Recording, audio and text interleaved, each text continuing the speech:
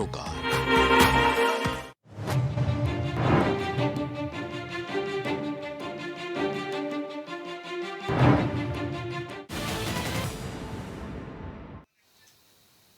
नमस्कार, आप देख रहे हैं प्राइम टीवी और मैं हूं आपके साथ मुस्कान अजमानी। खबर दोपहर की शुरुआत करेंगे लगातार हो रहे चुनावी घमासान से। एमपी विधानसभा चुनाव के लिए बीजेपी ने 39 उम्मीदवारों की सूची तो जारी कर दी है। इनमें 7 सांसदों को भी उम्मीदवार बनाया गया है। यही नहीं, इन 7 सांसदों में से 3 केंद्रीय मंत्री भी हैं। बीजेपी की ओर से जारी लिस्ट के मुताबिक केंद्रीय कृषि मंत्री नरेंद्र सिंह तोमर को दिमनी सीट से मैदान में उतारा गया है। दिमनी मुरैना जिले की सीटें हैं और 2018 के विधानसभा चुनाव और 2020 में हुए उपचुनाव में इस सीट पर कांग्रेस को जीत मिली थी। ऐसे में अब बीजेपी ने सीट पर अपनी दावेदारी पेश करने के लिए नरेंद्र सिंह तोमर को चुनावी मैदान में उतार दिया है। दूसरी ओर केंद्रीय मंत्री प्रहलाद सिंह पटेल को नरसिंहपुर सीट से चुनावी मैदान में उतार दिया गया है, तो वहीं प्रहलाद पटेल फिलहाल दमोह लोकसभा सीट से सांसद भी हैं। तीसरा बड़ा नाम है केंद्रीय मंत्री फग्गन सिंह कुलस्ते का है, जिन्हें निवास सीट से उम्मीदवार घोषित किया गया है। केंद्रीय मंत्री फग्गन सिंह फिलहाल मंडला लोकसभा सीट से सांसद है। इसके अलावा 4 और सांसद हैं जिन्हें बीजेपी ने विधानसभा चुनाव में उतारने का एक बड़ा फैसला किया है। ऐसे में सवाल उठ रहे हैं कि आखिर मध्य प्रदेश में बीजेपी के सामने ऐसी क्या मुश्किल आन पड़ी है कि 3 केंद्रीय मंत्री समेत 7 सांसदों को चुनावी मैदान में उतारना पड़ा। इसके पीछे की वजह बीजेपी की हर हाल में जीत की रणनीति बताई जा रही है, क्योंकि जिन 7 सीटों पर 3 केंद्रीय मंत्री और 4 सांसदों को विधानसभा चुनाव लड़ाने का फैसला लिया गया है, उसमें कई सीटें बीजेपी की कमजोर कड़ी है। यही वजह है कि इस बार भारतीय जनता पार्टी ने 3 केंद्रीय मंत्रियों पर भी एक बड़ा दांव लगाया है और बीजेपी द्वारा तकरीबन 1 महीने पहले ही 39 प्रत्याशियों की सूची जारी की गई थी, लेकिन अभी तक फिलहाल किसी अन्य पार्टी की तरफ से प्रत्याशियों की कोई लिस्ट जारी नहीं की गई है। गौरव का रुख करते हैं इस खबर पर, जो तमाम जानकारी के लिए लाइव इस वक्त हमारे साथ जुड़ चुके हैं। गौरव, देखिए, अभी तो तारीखों का ऐलान होना बाकी है। उससे पहले ही बीजेपी ने तकरीबन 1 महीने पहले का वो वक्त था जब 39 प्रत्याशियों की लिस्ट जारी की थी, अब जिसमें केंद्रीय मंत्रियों के साथ ही 4 विधायकों का भी नाम सामने आ रहा है। ऐसी क्या वजह है जो इतने मजबूत चेहरों को भारतीय जनता पार्टी को मध्य प्रदेश के चुनावी मैदान में बतौर प्रत्याशी उतारना पड़ रहा है? देखिए मुस्कान, सबसे अहम बात है जिन सीटों पर हारे हैं वहाँ पर ही यहाँ पर तैयारी चल रही है कि तमाम सीटें, इनमें ऐसी सीटें हैं जहाँ पर बीजेपी को हार मिली है और इस हार को जीत बदलने के लिए बीजेपी का एक बड़ा मास्टर स्ट्रोक है कि यहाँ पर जो केंद्रीय मंत्री हैं, यहाँ पर जो सांसद हैं, उनको यहाँ जिम्मेदारी दी गई है चुनाव लड़ने की। अगर हम बात करें कैलाश विजयवर्गीय की, जो इंदौर से उनको क्रमांक 1 से उनको लड़ाने की बात कही जा रही है, जबकि वो छिंदवाड़ा से टिकट लड़ना चाहते थे, चुनाव लड़ना चाहते थे और कांग्रेस के कमलनाथ के खिलाफ, पर यहाँ पर उनको संजय शुक्ला के खिलाफ उनको जिम्मेदारी दी गई है कि संजय शुक्ला भी उनके बराबर के उम्मीदवार हैं। तो यहाँ पर बीजेपी का केवल यही फलसफा है कि जो केंद्रीय मंत्री है, जो सांसद हैं, इनको यहाँ पर उतारा जाए और जो हारी सीटें हैं उसको जीतने की यहाँ पर जुगाड़ लगाया जाए। कोई खास तौर पे जब सांसद उतरते हैं और केंद्रीय मंत्री चुनाव में रहते हैं तो एक माहौल भी बनता है जो आसपास की सीटों को भी प्रभावित करता है। तो यही फिलहाल बीजेपी की मोर्चेबंदी है कि यहाँ पर जो हारी सीटें हैं उसको जिताने के लिए यहाँ पर सांसदों को और पूर्व केंद्रीय मंत्रियों पर दाव लगाया गया है।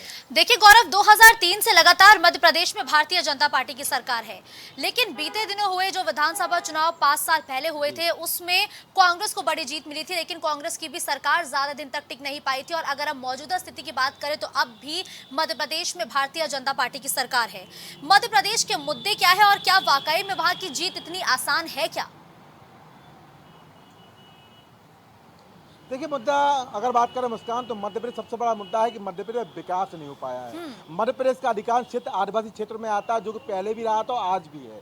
हालांकि कुछ आदिवासी क्षेत्र छत्तीसगढ़ में जरूर कर गए थे जब वहाँ पर राज्य बना था। उसके बावजूद भी अभी शिक्षा की बात करें या वहाँ पर पानी की व्यवस्था की बात करें या अन्य स्रोतों की बात करें, वहाँ पर अभी भी बहुत कुछ काम होना बाकी है। 2018 के चुनाव में हमने जिस तरह देखा था कि वहाँ पर कमलनाथ की सरकार बनी थी, हालांकि बाद में सरकार गिर गई थी और बीजेपी ने वहाँ पर सरकार बनाई थी। उसके बावजूद भी लगातार विपक्ष बीजेपी पर ऑपरेशन लोटस का आरोप लगाता रहा। पर फिलहाल वहाँ पर शिवराज सिंह सरकार ने 5 साल सरकार लगातार चलाते आ रहे हैं। इसके पहले भी हमने देखा तमाम तरह के मुद्दे एमपी में उठाए गए। अभी हाल में एक कांड भी हुआ था, उसको लेकर भी तमाम आलोचना हुई थी, पर शिवराज सिंह चौहान ने मजे के खिलाड़ी की तरह वहाँ पर तमाम आलोचनाओं का जवाब देते रहते, तमाम व्यवस्थाओं को लड़ाते रहते हैं।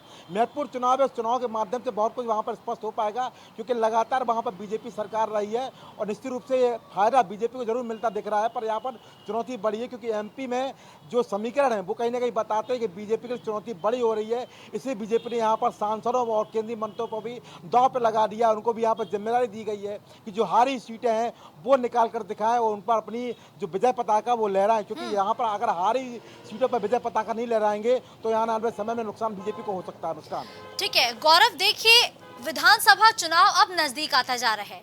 खुद प्रधानमंत्री नरेंद्र मोदी सक्रिय हो चुके हैं। मध्य प्रदेश से लेकर राजस्थान वो चुनावी रैलियों को संबोधित करते हैं, लेकिन इन रैलियों के बीच कांग्रेस की सक्रियता नहीं नजर आ रही है और जो विपक्षी दल है वो कम सक्रिय है। तो आखिर कब सक्रिय होंगे, क्योंकि अब समय ज्यादा नहीं बचा है।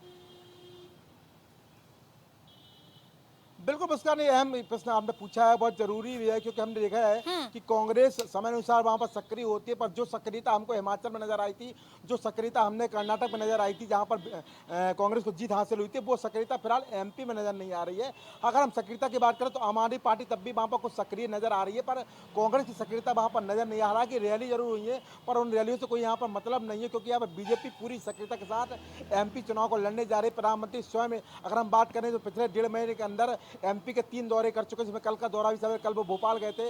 इसके अलावा अगर हम बात करें उससे पहले वो सागर गए थे। सागर में उन्होंने जो महर्षि रविदास को लेकर एक विशाल कार्यक्रम आयोजित किया था, तमाम तरह की योजनाओं की सौगात भी थी। इसके अलावा वो इसके पहले सतना भी गए थे। तो उनके लगातार दौरे हो रहे हैं, प्रधानमंत्री स्वयं जा रहे हैं और तमाम जो जो वहाँ पर सीटें हैं उनको साधने का पूरा प्रयास किया जा रहा है। प्रधानमंत्री के भी दौरे लेकिन देखिए गौरव, यहाँ पर एक चीज काफी अहम हो जाती है। कर्नाटक का जब विधानसभा चुनाव था तब भी खुद प्रधानमंत्री नरेंद्र मोदी ने चुनावी मोर्चा संभाला था, लेकिन नतीजे भारतीय जनता पार्टी के सोच से काफी विपरीत आए थे।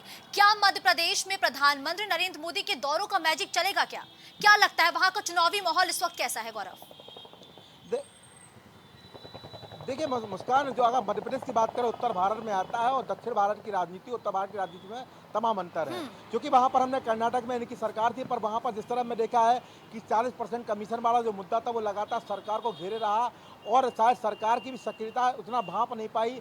जो वहाँ के स्थानीय संगठन के लोग थे, जो वहाँ की प्रदेश की कार्यकारिणी थी, उनकी शिथिलता से यहाँ नुकसान हुआ। जो सीटें मिली थी वो कहीं ना कहीं प्रधानमंत्री की रैली का प्रभाव था। उत्तर प्रदेश के मुख्यमंत्री योगी आदित्यनाथ स्वयं वहाँ पर गए थे, उन्होंने तमाम तरह की रैली वहाँ की थी। मेरा मानना यह है कि अगर प्रधानमंत्री और मुख्यमंत्री योगी आदित्यनाथ वहाँ पर नहीं जाते तो परिणाम और खराब कर्नाटक में हो सकते थे, क्योंकि वहाँ पर जनता मूड बनाती। तमाम तरह के ऐसे मुद्दे थे जिनका निस्तारण जो बीजेपी द्वारा नहीं किया जा रहा था, और उसके पहले भी हमने देखा है तमाम तरह के मुद्दे उठ गए थे। उन मुद्दों को लेकर धार्मिक राजनीति की बात कही जा रही थी, पर वो धार्मिक राजनीति और जनता ने नकार दिया था। अगर बिल्कुल ठीक है। देखिए गौरव, धार्मिक राजनीति का आपने भी मुद्दा उठाया और आपने भी इसको लेकर बयान दिया। देखिए गौरव, लगातार सनातन को लेकर के विवादित बयान तमाम विपक्षी दलों के बड़े नेताओं के मुंह से सुनने को मिल रहे हैं। ऐसे में क्या सनातन का मुद्दा विधानसभा चुनाव का भी मुद्दा बनेगा क्या? क्योंकि लगातार प्रधानमंत्री नरेंद्र मोदी जब जब रैलियों को संबोधित करते हैं तो वो भी सनातन के मुद्दे को तूल देते हुए नजर आते हैं।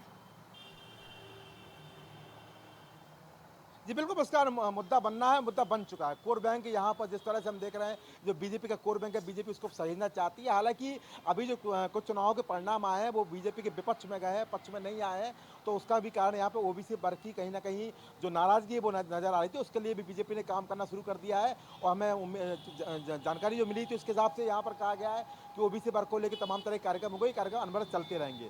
तो अगर हम सनातन मुद्दे की यहाँ बात करें, इस तरह के तमाम बयान जो विपक्ष के नेता है वो दे रहे हैं, चाहे पनमोड़ी की बात करें, चाहे हम स्टॉलिन की बात करें, और कहीं ना कहीं बयान विपक्ष के लिए नुकसानदेह साबित हो सकते हैं। और भारतीय जनता पार्टी के लिए फिलहाल ये बयान इस संजीवनी का काम करेंगे, क्योंकि यहाँ पर अगर इस तरह के बयान आते रहेंगे तो जो भारतीय जनता पार्टी का कोर वोट बैंक है वो यहाँ एकजुट होता रहेगा और आने वाले समय में वही कोर वोट बैंक बीजेपी को यहाँ पर हैट्रिक मारने में सफलता दिलाते नजर आएगा। गौरव, देखिए लोकसभा चुनाव से पहले ये विधानसभा चुनाव हर एक पार्टी के लिए लिटमस टेस्ट की तरह माना जा रहा है। ये विधानसभा चुनाव कितना महत्वपूर्ण है हर एक पार्टी के लिए? देखिए विधानसभा चुनाव बिल्कुल महत्वपूर्ण है, मुस्कान इसको नकारा नहीं जाता। हालांकि लोकसभा चुनाव की व्यवस्था अलग होती है कि लोकसभा चुनाव में, निकाय चुनाव में और विधानसभा चुनाव में थोड़ा अंतर होता है। अगर हम बात करें केवल हम एक उदाहरण के रूप में देखें, दिल्ली की बात करें, दिल्ली में आम आदमी पार्टी सरकार है, पर दिल्ली में जब लोकसभा चुनाव होते हैं तो वहाँ आम आदमी पार्टी सारी सीटें हार जाती है। तो थोड़ा पृष्ठभूमि अलग है, पर चूंकि यहाँ पर जब चुनाव जीतते तो उत्साह रहता है और कहीं ना कहीं उत्साह आने वाले समय में काम आता है। यहाँ पर हाल में चुनाव हो रहे हैं, चुनाव होगा उसके कुछ समय बाद 5 से 6 महीने बाद यहाँ पर जो 24 का आम चुनाव है, तो निश्चित रूप से ये उत्साह अगर जीतेंगे तो उत्साह काम आने वाला है और हारेंगे तो कहीं ना कहीं यहाँ मंथन भी करना पड़ेगा। तो निश्चित रूप से यहाँ पर उत्साह भी काम आने वाला है और जो समीकरण रहेंगे वो भी स्थिर हो पाएंगे। और चूंकि जिन सांसदों को विधायक बनाने की यहाँ पर कवायद चल रही है, उनकी जगह किसको लड़ाया जाएगा, ये भी महत्वपूर्ण प्रश्न आने वाले समय में भाजपा के सामने खड़ा होने वाला है। ठीक है गौरव, एक आखिरी सवाल आपसे यह है कि देखिए छत्तीसगढ़, मध्य प्रदेश और राजस्थान, ये तीन ऐसे राज्य हैं जहां सीधी टक्कर कांग्रेस वर्सेस भारतीय जनता पार्टी के बीच देखने को मिल रही है। भारतीय जनता पार्टी सक्रिय हो चुकी है, चुनावी मैदान में उतर चुकी है, लेकिन कांग्रेस आखिर किस रणनीति के तहत चुनावी मैदान में सक्रिय नहीं हो पा रही है? क्या है कांग्रेस की रणनीति? मुस्कान बहुत अहम प्रश्न है, क्योंकि यहाँ पर मैं भी यह देख रहा हूँ सक्रियता नजर नहीं आ रही है। कि जो मुझे कर्नाटक में, हिमाचल में नजर नहीं आई थी तो कहीं ना कहीं यहाँ पर सोच जरूर होगी क्यों, क्या दिक्कत है, क्यों नहीं जा रहे हैं, केवल बयान हो रहा है। मैं देख रहा हूँ तमाम तरह के अखबारों में, तमाम तरह की व्यवस्थाओं से यहाँ पर अशोक गहलोत सरकार का महिमा मंडन तो हो रहा है, तमाम चीज़ें बताई जा रही है, पर यहाँ पर जो सक्रियता कांग्रेस की जो राष्ट्रीय कार्यकारिणी है, राष्ट्रीय जो नेता है, उनकी सक्रियता नजर नहीं आ रही है। स्पष्ट करता है कि अभी भी सक्रियता में कमी है और शायद झुकाव वहाँ पर नहीं है। यह शायद हो सकता है कि कांग्रेस इन चुनावों को ना बहुत ज़्यादा गौर करते हुए यहाँ पर 24 की तैयारी को लेकर लगातार लगी हुई है। क्योंकि हमने अभी हाल में ही देखा था कि जब कर्नाटक चुनाव होते उस समय उत्तर प्रदेश में निकाय चुनाव की बात चल रही थी, तो कांग्रेस भी उस समय कर्नाटक चुनाव में लगी रही और कर्नाटक चुनाव आज जीत कर आई है और उत्तर प्रदेश के निकाय चुनाव को एक प्रकार से बाखबर दे देता है भारतीय जनता पार्टी को। तो हो सकता है कि यहाँ पर तैयारी यहाँ पर छत्तीसगढ़ और MP के लिए ना हो और तैयारी यहाँ 24 के चुनाव के लिए, पर यहाँ पर चूंकि चुनाव राज्य वाले महत्वपूर्ण है, जहाँ पर दो जगह तो कांग्रेस की सरकार पहले से है, राजस्थान की बात करें, छत्तीसगढ़ की बात करें, तो यहाँ पर निश्चित रूप से निष्क्रियता नुकसान देने वाली, क्योंकि इस चुनाव का प्रभाव जो है वो आने वाले लोकसभा चुनाव में जरूर पड़ता नजर आएगा। बिल्कुल ठीक है, धन्यवाद गौरव इस खबर पर हमारे साथ जुड़ते हुए तमाम अपडेट और जानकारी हमारे दर्शकों तक पहुंचाने के लिए।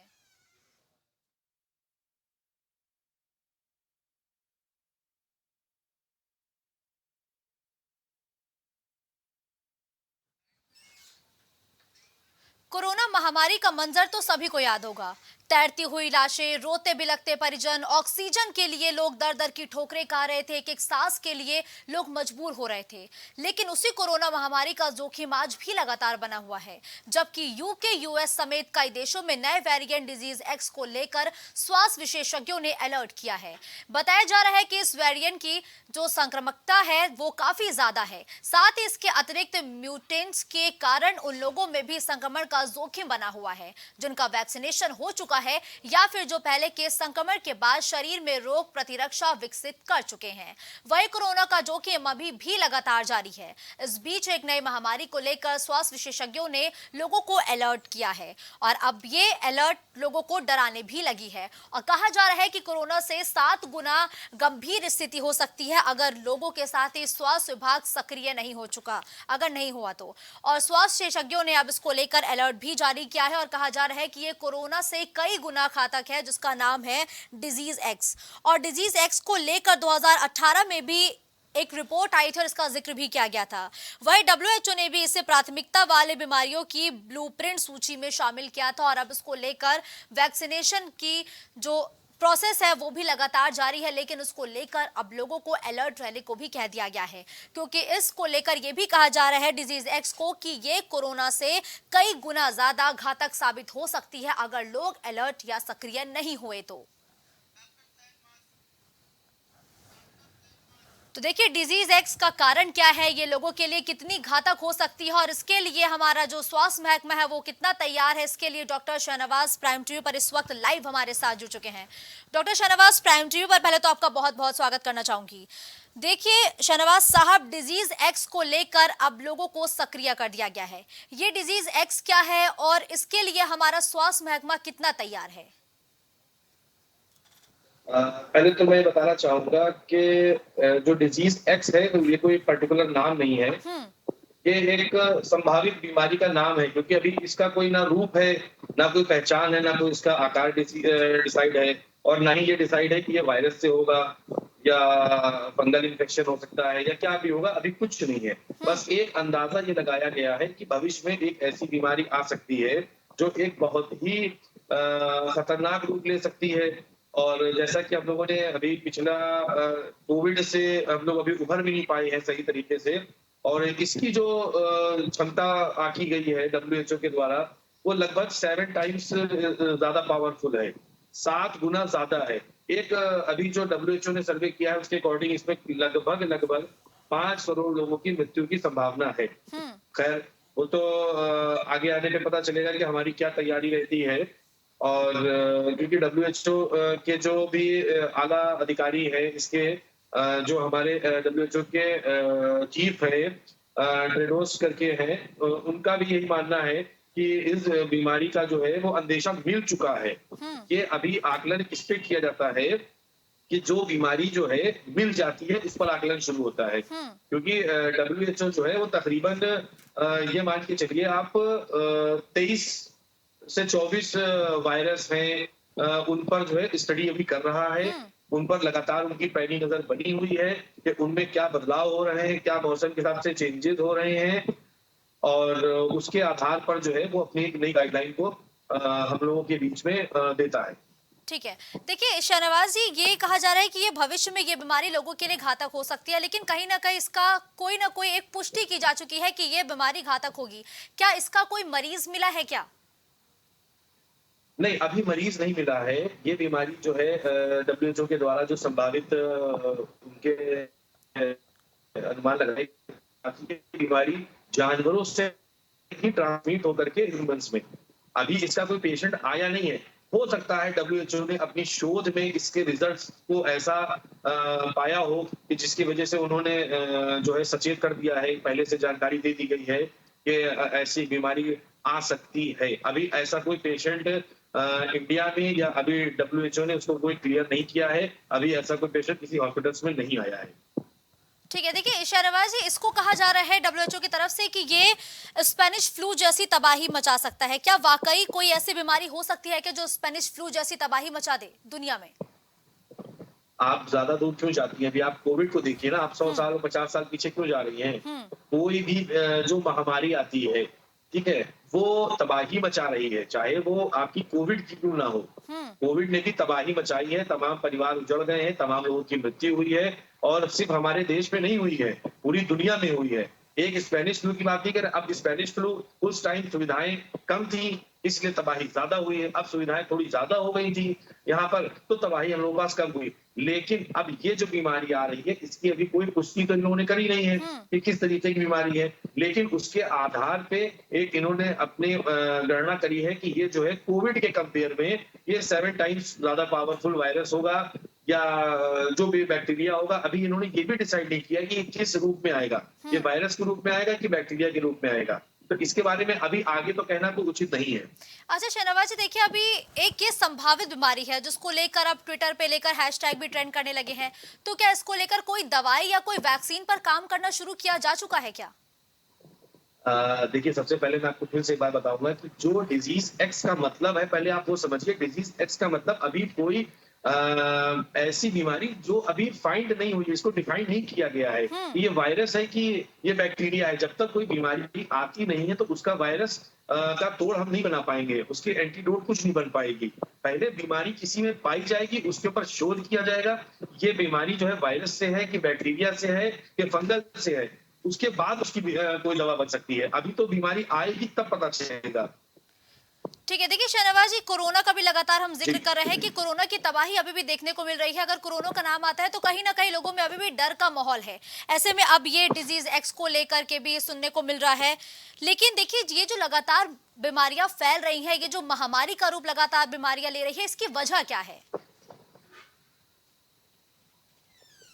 ये देखिए, एक तो हमारे देश में या हमारी दुनिया में जितनी तरक्की हो रही है उसकी वजह से रेडिएशंस बहुत ज्यादा हैं, क्योंकि पहले बीमारियां तो अभी से नहीं आ रही, बीमारियां कई 100 साल पहले से हैं। कोई आज की बीमारी है, हर 100 साल पहले उठा के आप हिस्ट्री चेक करेंगी तो कोई ना कोई स्पेनिश फ्लू आई है, या जो भी बीमारियां आई हैं वो 100 साल के गैप से बड़ी बीमारियां और छोटी बीमारियां 50 साल के गैप से आती रही हैं। तो अब जाहिर सी बात है, जब हम लोग प्रकृति के साथ में खिलवाड़ कर रहे हैं, जो ऊपर वाले ने नेचर बनाया है, हम उसके अगेंस्ट जाके काम कर रहे हैं, तो कुछ ना कुछ तो कॉम्प्लिकेशन हम लोगों को मिलना है। अभी किस तरीके का होगा ये पूरा बताना उचित नहीं है। ठीक है, धन्यवाद शाहनवाज जी हमारे साथ जुड़ने के लिए, तमाम अपडेट और जानकारी हमारे दर्शकों तक पहुंचाने के लिए। तो देखिए, डिजीज एक्स को लेकर लगातार अब हैशटैग्स ट्विटर पे ट्रेंड करने लगे हैं, लेकिन स्वास्थ्य विभाग के द्वारा, इसके साथ डब्ल्यूएचओ के द्वारा ये कहा गया है कि भविष्य में यह बीमारी घातक रूप ले सकती है, लेकिन ये बीमारी फैलेगी कैसे, ये वायरस होगा, बैक्टीरिया होगा या फंगल इन्फेक्शन होगा, अब इसको लेकर कोई जानकारी नहीं सामने आई है। बस डब्ल्यूएचओ की तरफ से अलर्ट मोड पर रहने के लिए कहा गया है और ये भी कहा गया है कि अगर डिजीज एक्स वाकई में फैलता है या कोई ऐसी बीमारी फैलती है तो ये लाखों करोड़ों लोगों की जान भी ले सकेगी और ये कोरोना से भी ज्यादा घातक साबित होगी। तो कोरोना से 7 गुना गंभीर स्थिति बन सकती है, 5 मिलियन लोगों की जान भी जा सकती है। यही वजह है कि WHO ने सबको अलर्ट रहने के निर्देश दिए हैं। साल 2018 में भी इसका जिक्र किया गया था। WHO ने भी इसे प्राथमिकता वाली बीमारियों की ब्लूप्रिंट सूची में शामिल किया था, लेकिन अभी फिलहाल इसको लेकर यह पुख्ता जानकारी नहीं है कि ये फंगल इन्फेक्शन से होगा या इसकी वजह क्या होगी। बस WHO की तरफ से यह कहा गया है कि भविष्य में एक घातक बीमारी पूरे विश्व पर वार करने के लिए तैयार हो चुकी है, जिसके लिए हर एक देश को, हर एक अस्पताल को सक्रिय रहना होगा, अलर्ट मोड पर रहना होगा, क्योंकि यह बीमारी कभी भी लोगों के लिए घातक साबित हो सकती है। और यह भी कहा जा रहा है कि यह बीमारी तेजी से लोगों में फैलेगी। लगातार हम कोरोना की मार झेल रहे हैं। कोरोना से अभी पूरा देश या यूं कहे कि पूरी दुनिया की इकोनॉमी उभर नहीं पाई है। इसी बीच अब एक बीमारी लोगों के लिए बड़ा खतरा बन चुकी है। डिजीज एक्स को लेकर WHO ने सख्त दिशा निर्देश दिए हैं। WHO की तरफ से यह कहा गया है कि डिजीज एक्स को लेकर अभी कोई पुख्ता जानकारी नहीं है कि ये वायरस से होगी, फंगल इन्फेक्शन से होगी या ये कोई बैक्टीरिया होगा। बस डिजीज एक्स को लेकर यही जानकारी है कि ये घातक बीमारी होगी जो तकरीबन 5 लाख से ज्यादा लोगों की जान ले सकेगी और ये कोरोना से भी ज्यादा घातक साबित होगी। अब ये बीमारी क्या है, इसको लेकर अभी फिलहाल कोई जानकारी नहीं दी गई है। खबरों का सिलसिला यूं ही जारी रहेगा। देश और दुनिया की तमाम बड़ी खबरों के लिए आप देखते रहिए प्राइम टीवी।